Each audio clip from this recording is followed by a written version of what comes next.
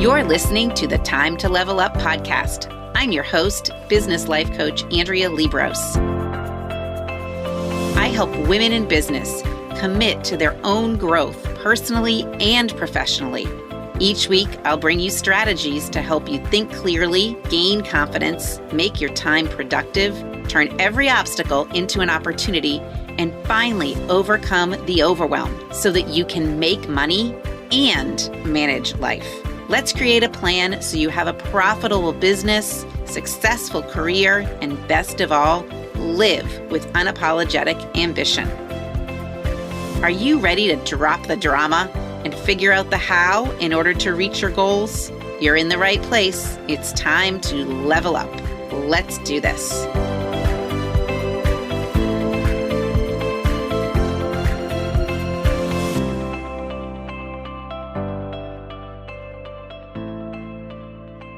Hey, Time to Level Up listeners, welcome back to the podcast. We are talking about confidence this month. That is the topic of the month. And if you haven't figured it out already, the topic of the month also coincides with what I am doing with my clients / students / coachees inside Committed to Growth. So these podcasts work alongside the work we are doing in there.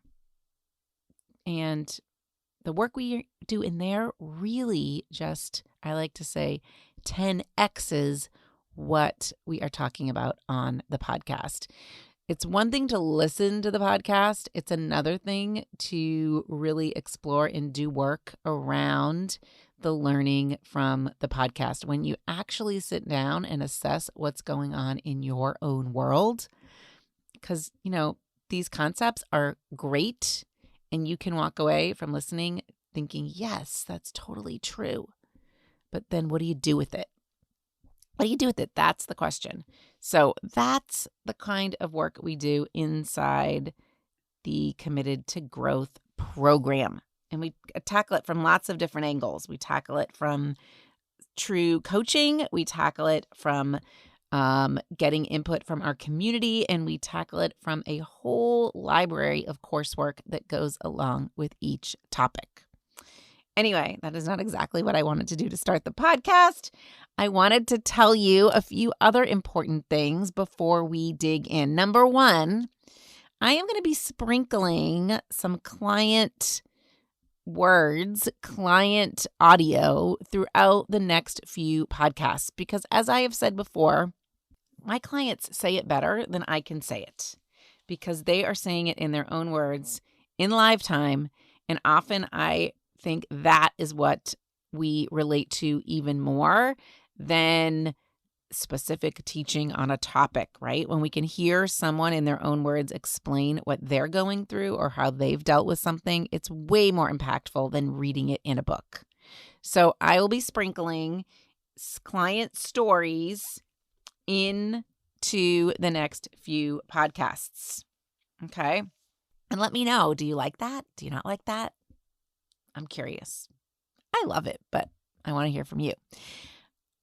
Next thing I want to share with you, a couple things I'm working on. So one is a class on really, the topic really is like how to get shit done, okay? How to get shit done using the full focus system. So now you may have heard me talk about how I became a full focus certified pro last year. Well, I shared some of that teaching at my live event, Achieve More, Do Less, and I've shared some of it inside my group, Committed to Growth, but I'm going to share even more and go more in depth in a 4-part series in August. And how do you know if this is for you? If you are someone who feels like there's not enough hours in the day, if you are someone who feels like no matter how you plan anything, it's just not going to happen. If you are someone who feels like I don't even want to write down a goal because I probably won't reach it, it's not worth it, this is for you. If you're someone who struggles to even write goals, and I'm talking personal and professional, then this is for you. If you're someone who at the end of the year, your New Year's resolutions are still resolutions and not realities, this is for you. So it's going to take place in August. It's going to be via Zoom. It's going to be a 4-part series. Check your email inbox for the link to register. If you're not on my email list, that's a problem too. DM me, go to my website, somehow get on that list. You can even just send an email to support@AndreaLiebross.com. You are missing out. You're missing out if you're not getting those weekly emails with all of the news that's fit to print, as my mom would say. So get on that email list so that you can get the link to the Full Focus Masterclass series on how to finally write some goals and get shit done. Okay. And if you're listening to this after August, DM me. There might be ways that you can get access to the replays. I haven't quite figured that all out yet. But be on the lookout for that Full Focus Planner class.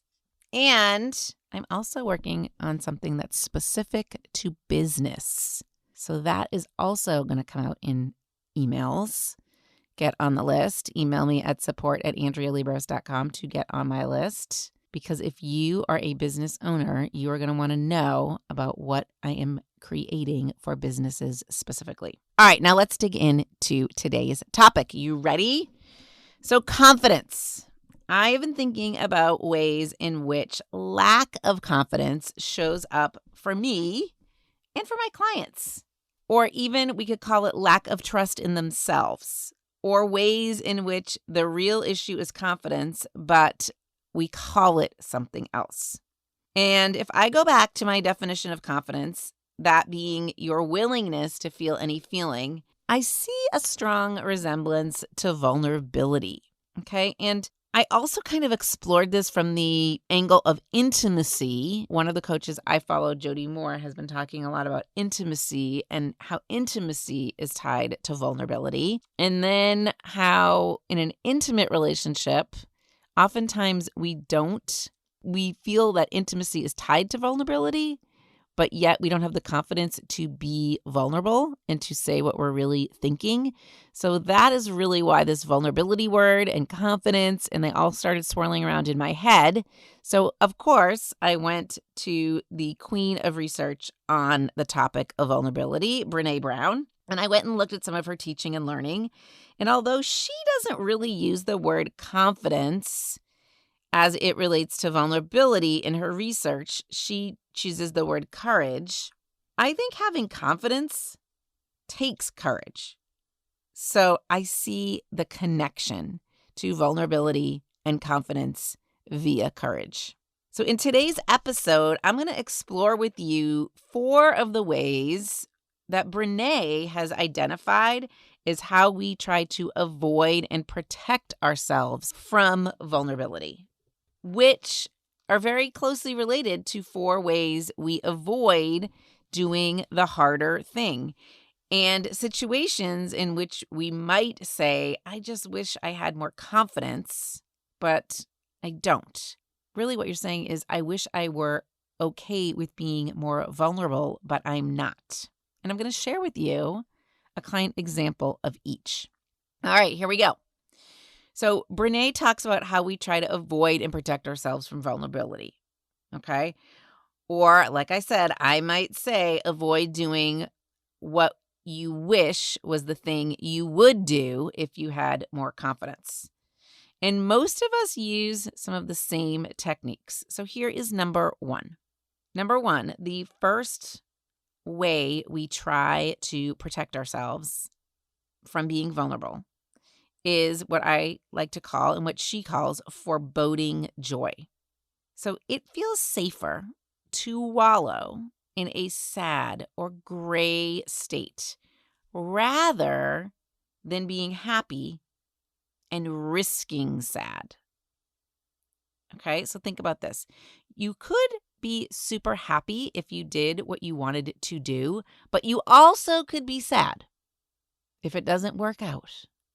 So guess what? You wallow in the gray.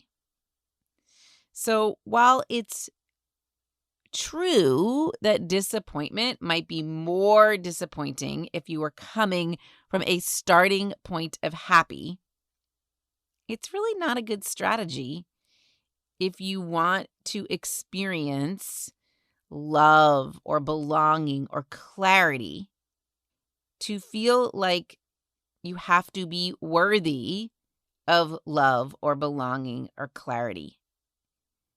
Like it has to be a home run that it is guaranteed love or belonging or clarity. If it is not guaranteed, if that state of positivity is not guaranteed, a lot of us just hang out in the gray or we wallow.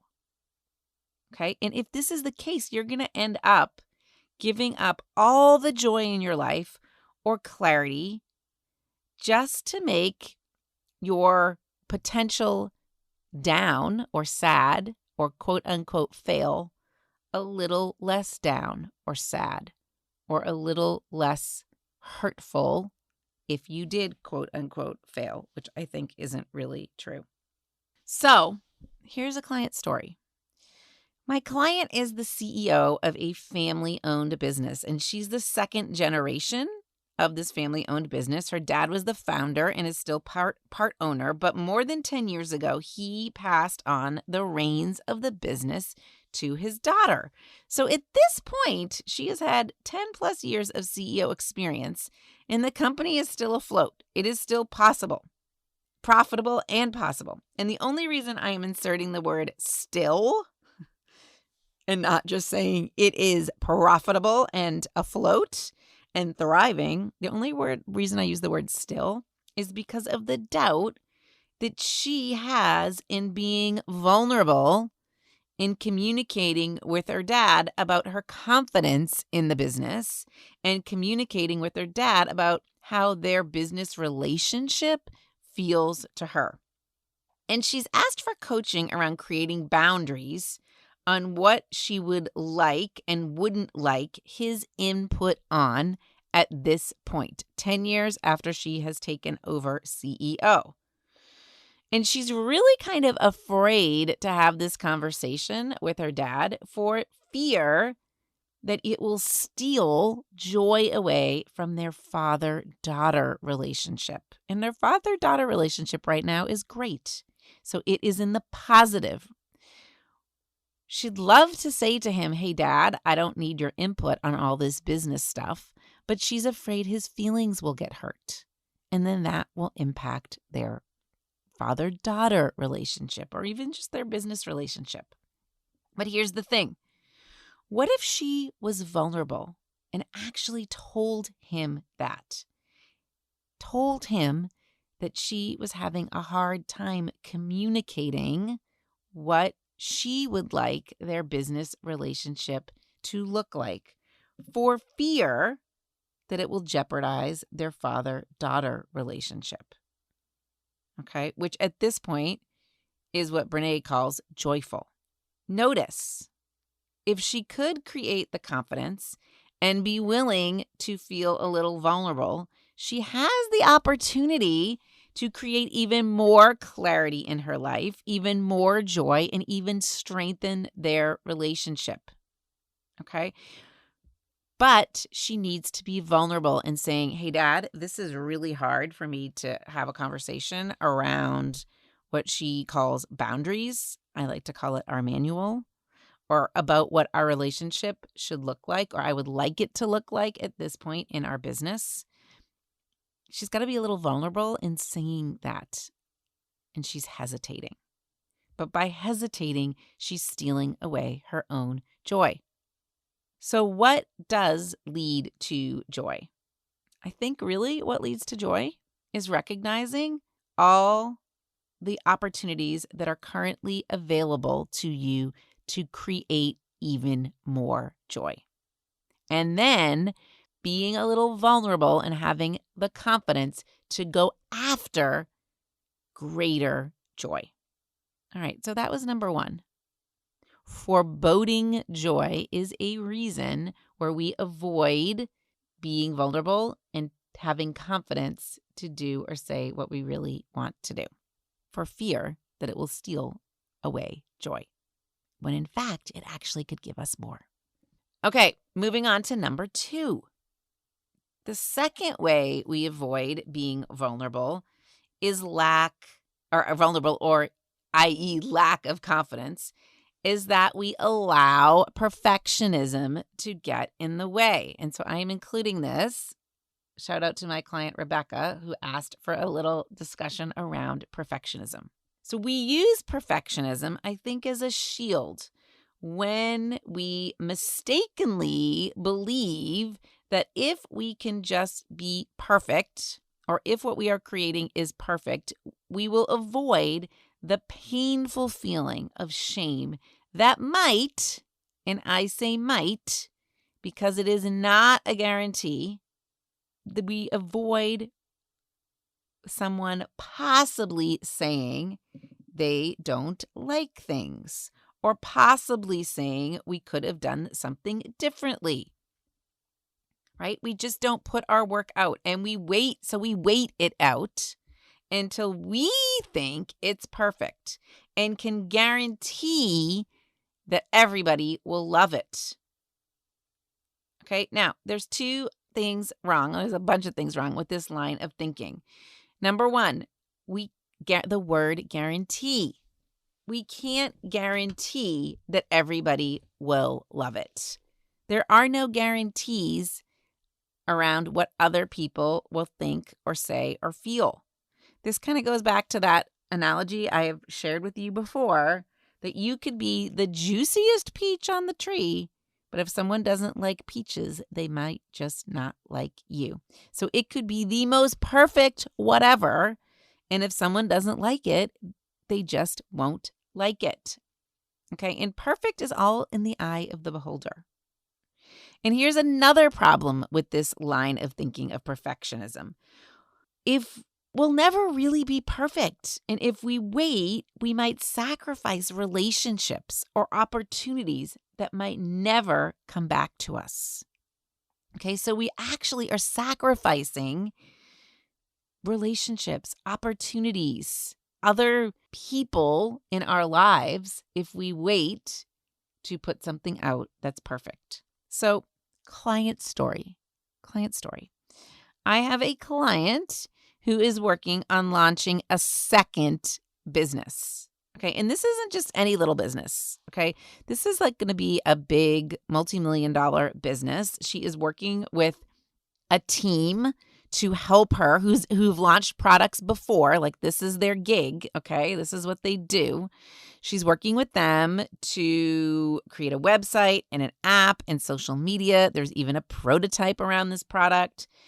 Eventually she'll even need investors. Okay, but she's dragging her feet on doing her last part before the go button can be hit and before it can go out into the world and the website can go live and be published.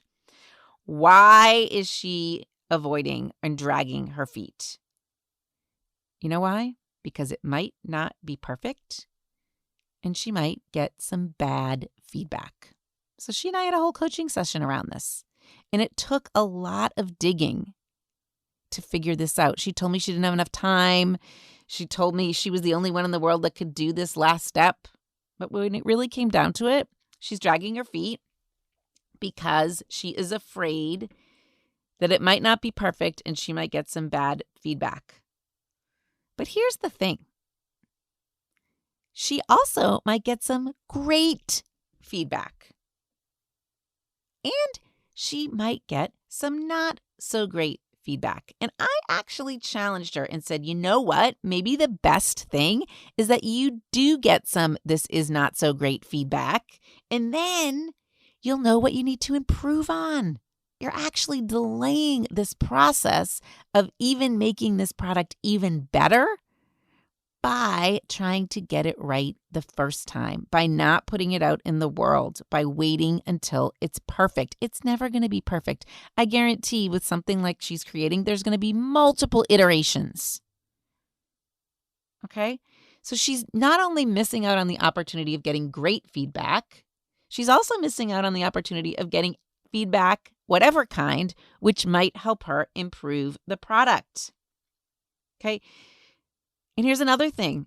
who knows what really perfect is? This is a kind of product where perfect is going to be in the eye of the beholder.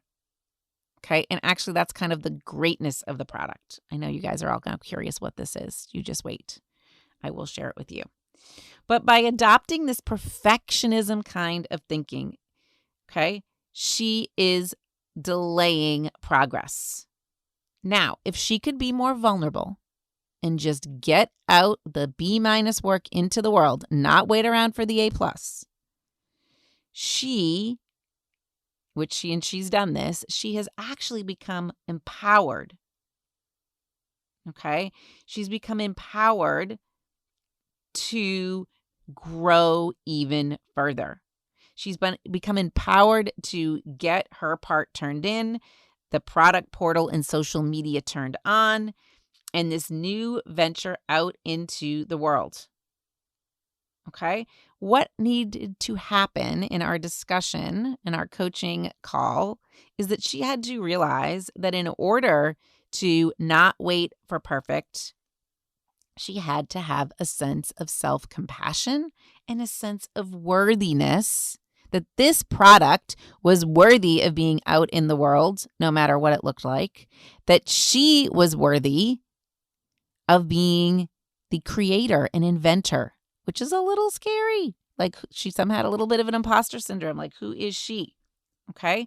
So by dismissing the perfectionism, by not wanting to create perfection, she actually is creating even more opportunity. Okay. I'm sure some of you can relate to that. Here's number 3. So we had foreboding joy as a reason you are not vulnerable and lack confidence. We had perfectionism as a reason you are not vulnerable and lack confidence. And here is the third way we avoid. Brené Brown calls it numbing. We numb ourselves in many ways. My word for this is really buffering. Okay? I think there's a whole episode on buffering. But regardless of what you call it, it can look like anything we do instead of what we have set out to do, which usually involves having a bit of confidence and willingness to feel all the feelings. This is what we do when we avoid. We avoid being vulnerable. We avoid doing the hard thing. We avoid going into the deep recesses of our brain, our prefrontal cortex, and we avoid quieting the caveman brain. So this could be wine before going to sleep. This could be you saying, I am just too busy right now to think about anything. This could be prescription pills. This could be fantasy football. Numbing or buffering, they tend to be driven really by anxiety, the desire to disconnect, and shame. Okay? Brené Brown said in one of her books that she took up smoking and drinking in her teens to look busy so that she didn't have to do other things. Today, many teens do this with their phones. Even adults are doing this with their phones. So we buffer, we avoid. I like to say we always think it's a great time to empty the dishwasher or clean out our email inbox instead of being a little vulnerable, doing the hard thing, putting something out there in the world. So here's my story, my client's story for this reason we avoid being vulnerable and doing things with confidence. I know many women out there with kids. Okay, a lot of my clients have kids. Not all, but a lot do. And I know that many women use their kids' activities and the demands of running a household as a buffer. And one of my clients told me that her life was chaotic. That was her word. Her life was chaotic. And she's got 4 kids under the age of 10, and she's got a business, and she's got employees. Okay. But she wasn't really looking at her business with what I would call a critical eye. All right. And she was using the busyness, the busy badge she wore, the chaos, as the buffer. And she worried that even if she did actually look at all these hard things and got a little vulnerable, how would that affect her kids? How would that affect her home life? Would she not be as available to them? Okay. So she used her chaos as a buffer for herself. And I am sure you know many women who say that this is just not the right time to tackle whatever because of their family obligations. And their first priority is their pets or their parents or their kids. Of course it is. Mine too. But should those things stop you from being vulnerable and saying, yes, I have a family and I want to grow myself or my business, and I need to make time for myself? Whatever it is you do instead of doing the thing that takes confidence to do things differently, whatever that thing is that stops you from doing things differently, whatever that thing is that you are using to not be vulnerable, to avoid, okay, that's the buffer. It's not allowing you to move in, I would call, the right direction. So as promised, I wanted to share with you Whitney's own words. And as you listen, notice that she doubted. She had doubt for a while in her own ability to look at her own numbers and create change from the knowledge about her numbers. And instead, she wanted to go back to her norm. That's her word, which included her chaos. Again, her word. So listen in and see what you can see in this 30-second clip. See if you can see yourself inside of Whitney. Before I started coaching with Andrea, the biggest thing was feeling, I think, chaotic. My thinking was chaotic. And even though my situation is still chaotic in a way, I still have 4 kids, my husband still travels, I still own a business. I feel like I can manage all those factors and think in a different way, where even if situations do feel a little bit like out of control, that I can still ask myself, hey, what do I have power in this moment right now to choose? What do I have control over? What is my next action?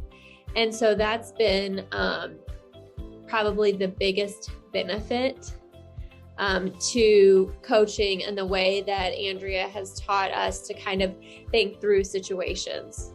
And initially I was like, oh, I don't know if I can do this. I don't know what you're asking me to do is not my norm, but I'm really glad that I stuck it out and followed through with it, because in the last few months, Andrea has really helped transform how I view money coming into the business and money going out of the business. And I am seeing dramatic results. Every month when I look at profit loss, balance sheet, that tells the story right there. And I owe a lot of that to the way Andrea coached me and how she has guided me in that area specifically, that area of my business. It's not easy, but it's simple and it works. So that's my biggest advice. If you want to feel empowered and view things differently and ask yourself, what would Andrea do? Then I'd do it. Okay. So if you want to feel empowered and view things differently like Whitney did, what do you need to do? I'm going to guess that you need to stop buffering. You need to learn to get in touch with your feelings.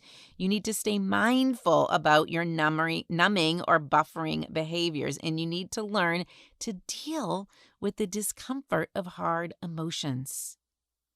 And you need to learn to reduce anxiety by just saying no. We have to believe we are enough to say no. To be more vulnerable, share with others what you really want to be doing instead of sitting on the couch and watching Netflix, instead of emptying the dishwasher. What do you really want to be doing? I think you want to be putting that proposal out. I think you want to be having the difficult conversations because that's what moves the needle. And that's where the intersection of vulnerability and confidence occurs. All right, last one. So we had foreboding joy, we had perfectionism, we had numbing or buffering. I'm having a hard time with words. And last, serpentining or serpentining. Okay. Brene Brown uses this term to describe the huge amount of effort we expend to dodge vulnerability when it would take much less to just face it. You serpentine when you have to make a call, but postpone making it for made-up reasons. Or when you need to send the email, but leave your draft sitting in your draft box for days. Serpentining is draining, and it is not a healthy way of living life. So client story. Right now, I have a client who doesn't want to return a call for potential business. This person reached out to her and said, I think I would like to use you to help me with this project. But she hasn't called him back. And in fact, she is dreading it. Again, her word, dread. And she is expending huge amounts of energy avoiding the call to either say, yes, I want to help you, or no, I don't. She could call and say, no, this isn't for me. But she hasn't even done that yet. She's avoiding a call to learn more about the project. She's avoiding the call to say, hey, I'm unsure right now. I need more info. So this is definitely serpentining, and it definitely is sucking more energy out of her than if she actually made the call. And perhaps was a little vulnerable in the call by stating that she's really not sure if she wants this work, that she needs more information, or maybe she needs more time. But again, she's just not making the call, but thinking about it, and it is draining her. This is kind of like decision debt, which I talk about in a previous episode. So when Brene finds herself serpentining, she laughs, she says, she breathes, and she reality checks her behavior to start noticing and to start engaging with vulnerability. I don't know if you've read any of Seth Godin, but he always says, use the fear response as the trigger to run towards fear. So if you are fearing something like this phone call, that's a trigger that you need to run toward it. Okay, my friends, so we've got foreboding joy, perfectionism, numbing/buffering, and serpentining. Of these 4 ideas, which one do you think you can relate to the most? Are you avoiding being vulnerable and thus avoiding exuding confidence and missing living in the process?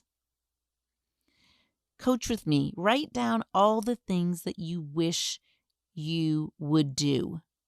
I just wish I would make the call. I just wish I would look at my numbers.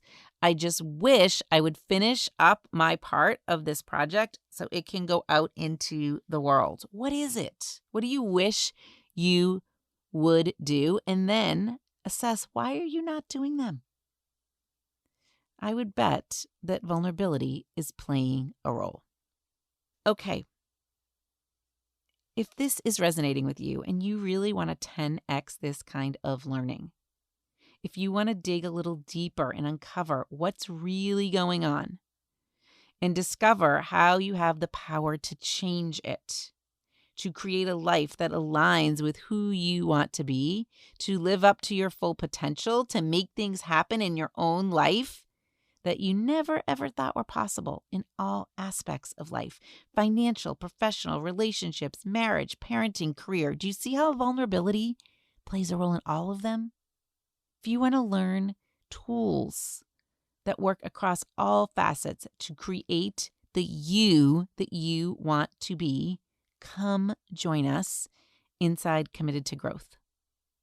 Next week inside there, we're going to tackle another aspect of confidence, just like we tackle it on the podcast, but we're going to go deeper. And then next month, We're going to even focus on decisions. You need confidence to make decisions. That's why I put confidence before decisions. So if you want to learn how to be powerful in your decision making, how to make powerful decisions, how to have confidence when you do it, go apply now. Go apply for a consult info call at andrealiebross.com/committed-to-growth. You can get started immediately and even catch the end of our May Learning on Confidence. So my friends, there's never a better time to level up than right now. I will see you next week.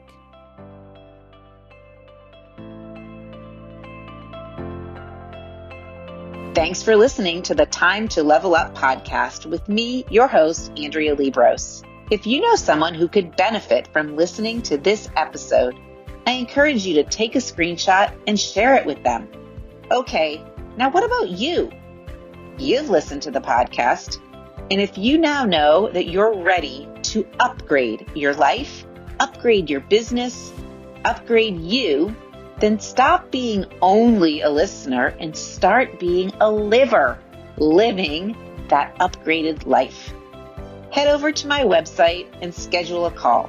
Right there on that call, we'll start changing the way you think and act so that you can have the freedom to achieve the impossible in life and business and have the resources to do it. You deserve an upgrade. Let's do it.